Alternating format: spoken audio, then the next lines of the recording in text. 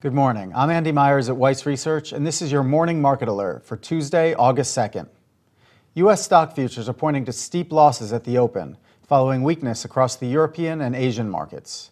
Investors aren't taking much solace from the resolution of the debt ceiling debate in Washington. Instead, they're focusing on the disappointing economic data that continues to roll in. Yesterday, stocks took a turn for the worse after the Institute for Supply Management said that manufacturing activity was the slowest in 2 years last month. That follows an extremely weak reading of economic growth in the second quarter and a dramatic downward revision of first quarter GDP. That news has contributed to 7 straight losing sessions for the Dow Industrials, and we seem to be on track for an 8th. Today's economic calendar includes a look at consumer spending and income. I'll bring you the results of that report after the opening bell. Investors are also concerned that the United States will fail to keep its AAA credit rating.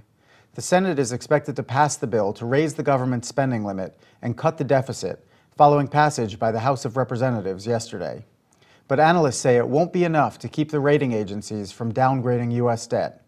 Standard & Poor's said last week that it would require a deficit reduction plan of around $4 trillion, along with convincing signs that it could be enforced to maintain its AAA rating. But the agreement reached over the weekend doesn't come close to that number.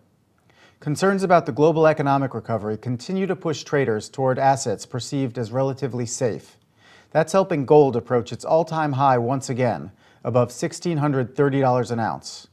And the dollar is actually showing some strength as well. It's rising against the euro as fears about the sovereign debt crisis re-emerge. The yields on Italian and Spanish government bonds are jumping, and the cost of insuring both countries' debt against default is hitting a record.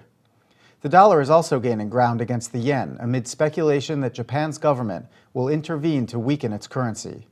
But the big winner in the currency markets is the Swiss franc, which is soaring to a record high against the euro and closing in on an all-time high against the dollar. On the corporate front, we're keeping an eye on shares of Pfizer. The pharmaceutical giant reported a 5% increase in second quarter profit, but adjusted earnings and revenue slipped. The numbers were roughly in line with estimates, and Pfizer also reaffirmed its outlook for the full year. Right now, its shares are dropping more than 1%. But one of the biggest stock decliners in the pre-market is Archer Daniels Midland, down more than 4%.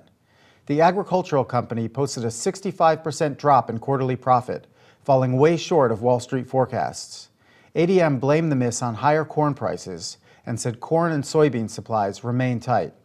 After today's close, we'll get results from CBS. That's the latest from Weiss Research. I'll be back after the opening bell with all the economic data and market reaction.